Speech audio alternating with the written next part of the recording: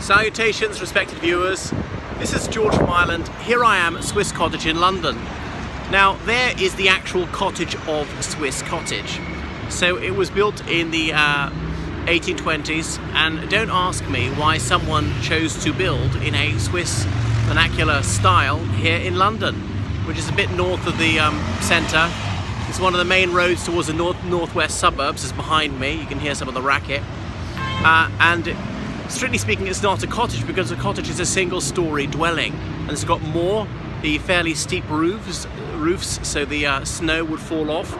Then you can see perhaps the sign, maybe you can't make it out from this angle, of a Swiss guardsman, as in the Pope's army is called the Swiss Guard. And since the 17th century, they really have been recruited from Switzerland. They're all Catholics, obviously, and they take their oath in German, even though they're not all Swiss German. They got those red, yellow and blue vertically striped uniforms designed by Michelangelo.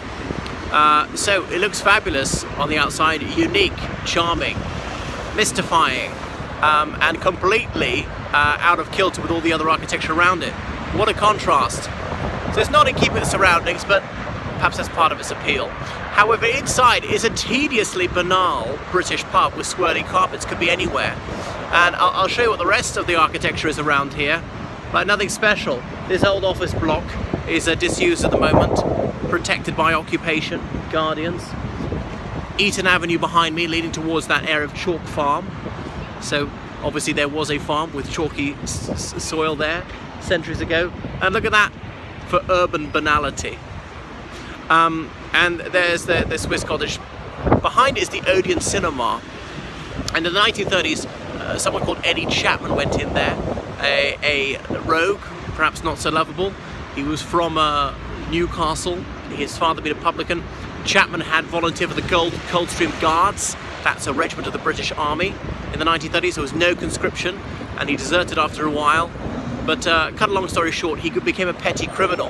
One evening, he thought it'd be a good idea to watch a film here, slip into the lavatory and hide in a cubicle, and that was his simple ruse to be in there overnight. When they're locked up, he was there with his jelly, as in gelignite.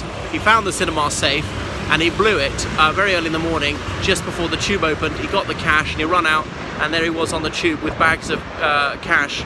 But he was a bit worried, because then he realised on the bags it actually said Odeon Cinema, Swiss Cottage.